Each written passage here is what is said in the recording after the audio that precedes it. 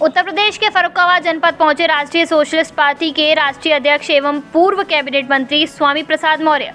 कहा कि दोनों लड़कियों की हत्या के मामले में सीबीआई से जांच के साथ ही सरकार को पीड़ित परिवारों को मुआवजा भी देना चाहिए।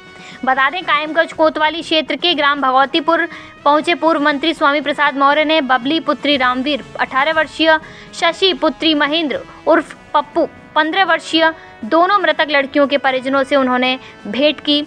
उसके बाद फर्रुखाबाद शहर के मोहल्ला बड़पुर स्थित एक होटल में पूर्व मंत्री ने पत्रकारों से वार्ता के दौरान कहा कि दोनों लड़कियों की मौत की जांच सीबीसीआईडी या सीबीआई से होनी चाहिए। पीड़ित परिवार को 20 लाख रुपए मुआवजा दिया जाए। स्वामी प्रसाद मौर्य ने कहा कि मृतक लड़कियों के परिजनों ने बताया है कि पहली तहरीर को पुलिस ने दर्ज न करके दूसरी तहरीर बाद में दर्ज की और हत्या की जगह आत्महत्या की एफआईआर पंजीकृत की। उन्होंने आरोप लगाया है कि पुलिस अपराधियों को बचाने का चक्रव्यूह चला रही है। पूर्व मंत्री स्वामी प्रसाद मौर्य ने कहा कि पुलिस से पीड़ित परिवार को न्याय मिलता नजर नहीं आ रहा है, इसलिए सीबीसीआईडी या सीबीआई से जांच होनी चाहिए, क्योंकि दोनों शव मार कर आम के पेड़ से लटकाए गए हैं। उन्होंने कहा कि पीड़ित परिवार को 20-20 लाख रुपए मुआवजा राज्य सरकार को देना चाहिए। ये घटना 2014 में बदायूं में हुई घटना से मेल खाती है, क्योंकि आम के पेड़ में भारी वजन की लड़की कई फुट ऊपर और हल्के वजन की लड़की का शव नीचे था। सनातन धर्म पर टिप्पणी किए जाने के प्रश्न पर कहा कि मैंने संविधान के दायरे में रहकर ही सनातन धर्म के बारे में कहा है। उन्होंने मीडिया पर बढ़ा चढ़ाकर टिप्पणी करने के प्रश्न पर उठाए प्रश्न। भाजपा छोड़ने के प्रश्न पर कहा कि 69,000 शिक्षकों की भर्ती पर, पिछड़ी जाति के साथ भेदभाव पर और सवर्ण को 18,000 पद देने पर कहा कि मैंने भाजपा छोड़ दी थी, जबकि अब हाईकोर्ट ने नए सिरे से शिक्षकों की 69,000 की सूची बनाने का आदेश दिए हैं। सपा भी भेदभाव के कारण छोड़ी। कहा कि अब मैंने राष्ट्रीय सोशलिस्ट पार्टी का गठन किया है, अब कहीं आने जाने की ज़रूरत नहीं बची है। अब इसी पार्टी से अगला विधानसभा चुनाव लड़ेंगे। मैं उस पेड़ पर भी गया, पेड़ को देखने बाग में भी गया, जहां पर लड़कियों की लाशें टंगी दिखाई पड़ी और उनके दोनों पीड़ित परिवारों से भी मिला, महिलाओं से भी मिला, उनके दोनों के पिता से भी मिला, गांव वालों से मिला। गांव वाले सभी पुलिस की लापरवाही, उदासीनता और घटना को दूसरी दिशा देने के कारण बड़े नाराज दिखाई पड़े और मेरी यही मांग है कि पीड़ित परिवार को न्याय मिले। अभी मैं उस पेड़ पर भी गया, पेड़ को देखने बाग में भी गया, जहां पर लड़कियों की लाशें टंगी दिखाई पड़ी और उनके दोनों पीड़ित परिवारों से भी मिला, महिलाओं से भी मिला, उनके दोनों के पिता से भी मिला, गांव वालों से मिला। गांव वाले सभी पुलिस की लापरवाही, उदासीनता और घटना को दूसरी दिशा देने के कारण बड़े नाराज दिखाई पड़े और मेरी यही मांग है कि पीड़ित परिवार को न्याय मिले। अभी मैं उत्तर प्रदेश सरकार से इस बात की मांग करता हूं कि चूंकि घटना हत्या की है, हत्या कर लाश को पेड़ पे टांगी गई है, इसलिए प्रत्येक पीड़ित परिवार को 20-20 लाख रुपए की आर्थिक सहायता दिए जाने की मैं मांग भी करता हूं। इसी के साथ ही इस घटना का पूरा चरित्र 2014 में बदायूं के कटरा सादतगंज में घटी हुई घटना से बिल्कुल तालमेल खाती है। जिस प्रकार से बदायूं में कटरा सादतगंज की घटना में एक आम के पेड़ पर 2 लड़कियों की लाश मिली थी, जिसका बाद में खुलासा भी हुआ था कि सामूहिक बलात्कार करके हत्या कर लाशों को पेड़ पर टांगा गया था। उसी प्रकार से ये भी लाशें टांगी गई हैं। ये आत्महत्या नहीं है, हत्या है, क्योंकि शाम को गांव में आयोजित कृष्ण जन्माष्टमी का जन्मोत्सव कार्यक्रम में दोनों लड़कियां गई थी। पूरे गांव के लोग वापस आ गए, वहीं से दो लड़कियां गायब हुई, सुबह तक नहीं आई। खोजबीन में पता लगा कि आम के पेड़ पर दो लड़कियों की लाश पाई गई। आत्महत्या करना होता तो एक लड़की के घर में तो कोई रहता ही नहीं, उसका पिता रहता है, वो शाम सुबह अपने काम काज से जाकर बाहर रहता है, उसका पूरा घर खाली रहता है। आत्महत्या करना होता अपने घर में कर लेती। दूसरी चीज, एक ही दुपट्टे में दो लड़कियां आपस में आत्महत्या कर ही नहीं सकती। और इसमें भी जो लड़की बड़ी थी, जिसका वजन ज्यादा था, उसकी लाश ऊपर थी एक ही दुपट्टे में। छोटी लड़की, हल्की लड़की की लाश नीचे थी। जब अगर स्वयं की होती तो बड़ी लड़की की लाश नीचे होती, छोटी लड़की की लाश ऊपर होती, लेकिन यहां ठीक उल्टा है। इसका मतलब है ये हत्या करके लाश को पेड़ पे टांगने की घटना है। इसलिए मैं भी सरकार से अपेक्षा करता हूं कि इस घटना की निष्पक्ष जांच कराए, और यदि सरकार इस पे पर्दा डालने की कोशिश करेगी तो स्वाभाविक रूप से ये एक बड़ा आंदोलन का रूप ले सकता है। ये हत्या की गई है, उसको लेके विपक्ष क्यों लगातार शांत है? कोई शांत नहीं है। आज विपक्ष सहित पूरा देश उस घटना की निंदा किया है, और अब तो वो भी प्रकरण सीबीआई के हाथ में है। सीबीआई केंद्र की है। हम कह रहे हैं अपराधियों की तत्काल गिरफ्तारी हो, कड़ी से कड़ी सजा होनी चाहिए, और साथ ही साथ अगर वहां की मुख्यमंत्री ममता जी ने लापरवाही की तो सीबीआई क्यों लापरवाही कर रही है? सीबीआई को तत्काल ऐसे अपराधियों को गिरफ्तार करके कड़ी से कड़ी सजा दिलाने की पहल करनी चाहिए। उत्तर प्रदेश सरकार महिला सुरक्षा की बात करती है, लगातार उत्तर प्रदेश में महिला अपराध बढ़े हैं, एक बाढ़ सी आई है, क्या? स्वाभाविक रूप से ये बहुत चिंतनीय विषय है। हमारी संस्कृति रही है यत्र नार्यस्तु पूजन्ते रमन्ते तत्र देवता। स्त्रियों का सम्मान सदैव हमारी संस्कृति में रहा, और इसी संस्कृति के तहत हम स्त्रियों को देवी के रूप में पूजते भी हैं। फिर भी आज आए गए दिन रोज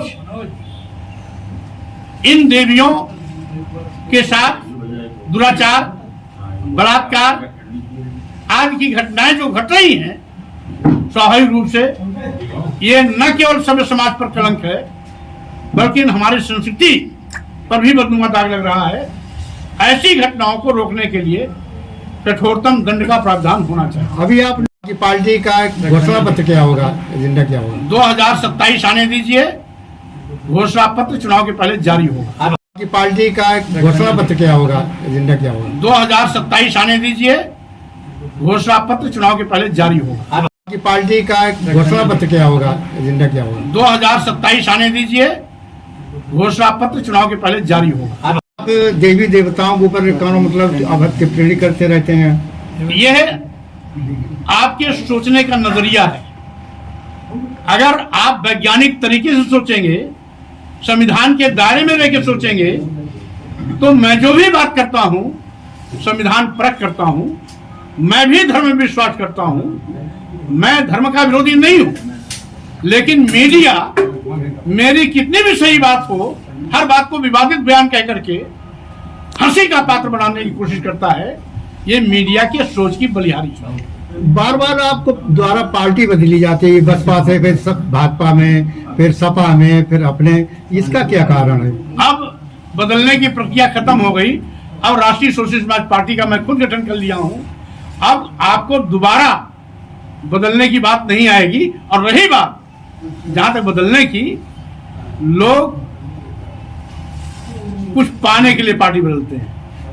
टिकट मैं जब भी टिकट आप टिकट ही नहीं, उससे बड़ा पद की बात करिए। अच्छा, मैं बहुजन समाज पार्टी में राष्ट्रीय महासचिव था, नेता विरोधी दल था, कैबिनेट मंत्री का दर्जा था। मैं वैचारिक मतभेद से पार्टी छोड़ा था।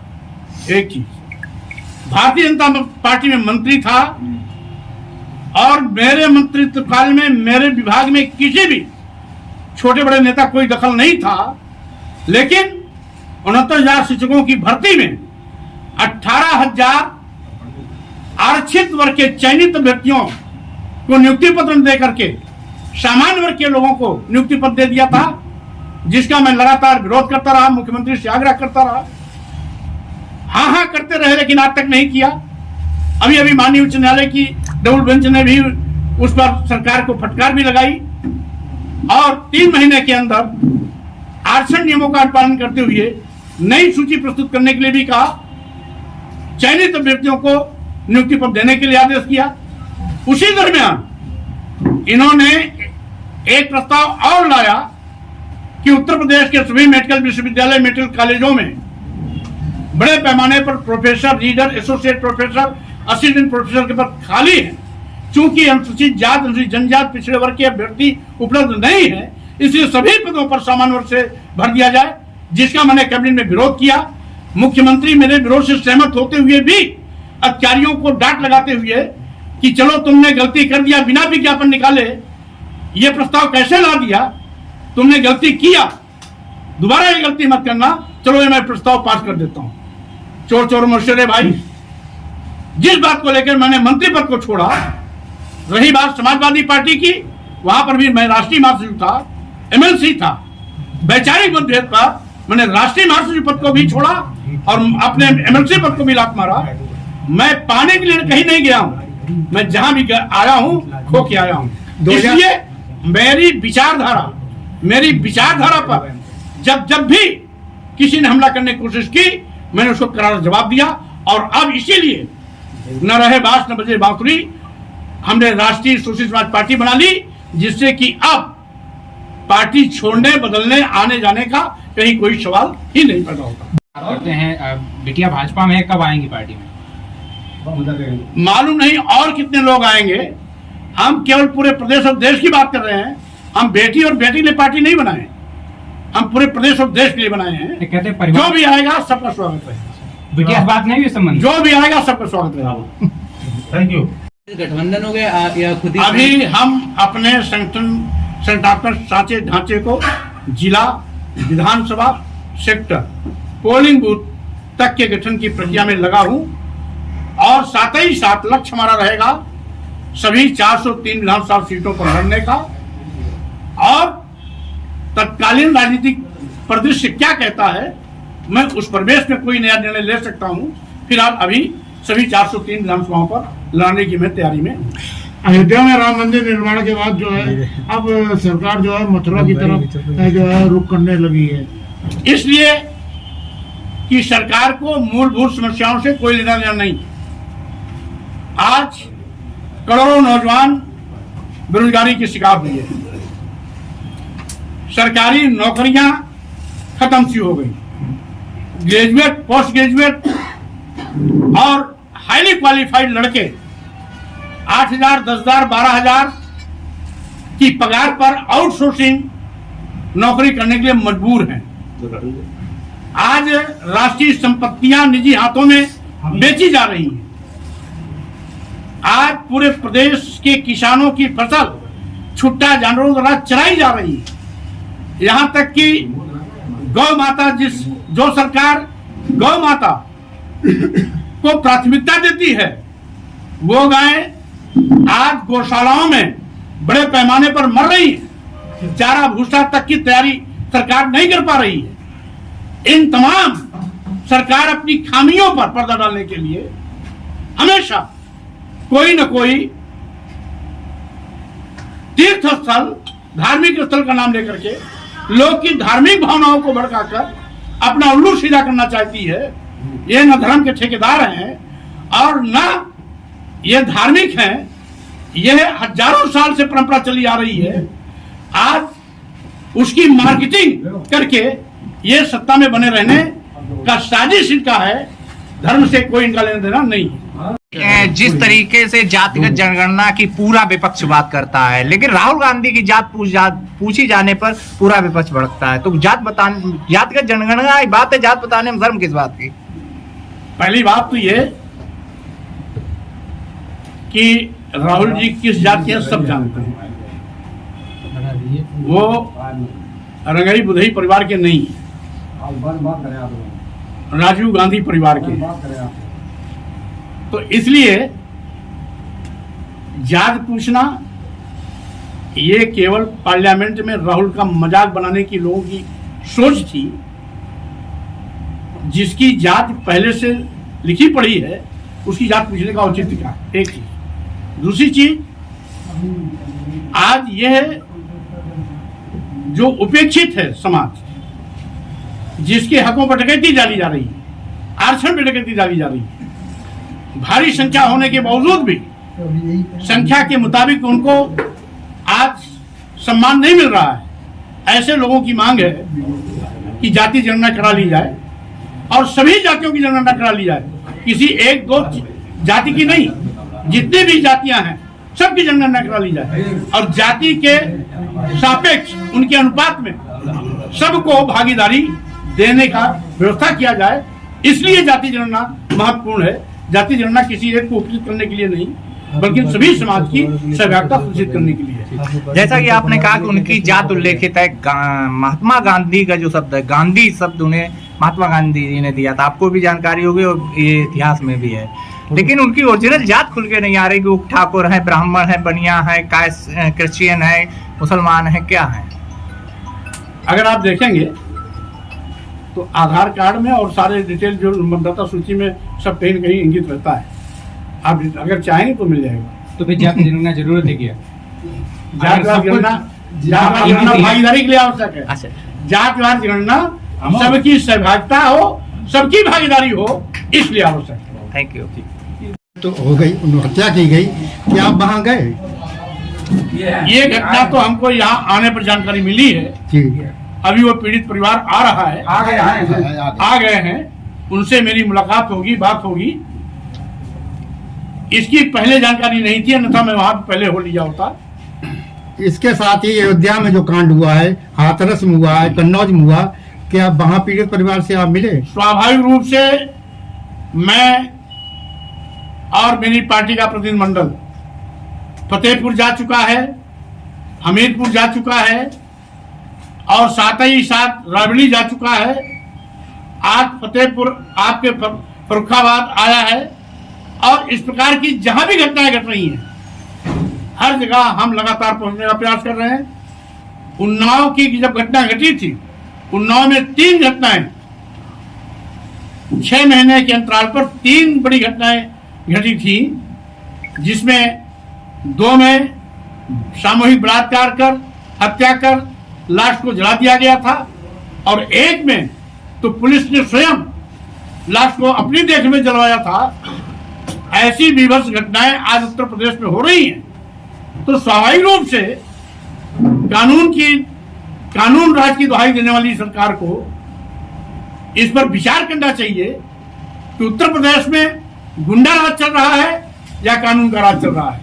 अगर कानून का राज चल रहा है तो इस प्रकार की आपराधिक घटनाएं क्यों घट रही हैं, यह विचारणीय विषय है। कन्नौज अयोध्या जो कांड हुआ है उस पर आप क्या कहना चाहेंगे? कोई भी आपराधिक कृत्य या घटना, उसकी मैं निंदा करता हूं, चाहे वो कन्नौज की हो, चाहे वो अयोध्या की हो या कहीं और की हो। किसी प्रकार का कुकृत्य कभी भी सभ्य समाज स्वीकार नहीं कर सकता, निंदनीय है। निंदा करता हूं, भर्त्सना करता हूं। अपराधियों के खिलाफ कड़ी से कड़ी कठोरतम कार्रवाई की जानी चाहिए। उनके साथ किसी प्रकार का कोई भी मुरव्वत करना अपराध को बढ़ावा देना जैसा है।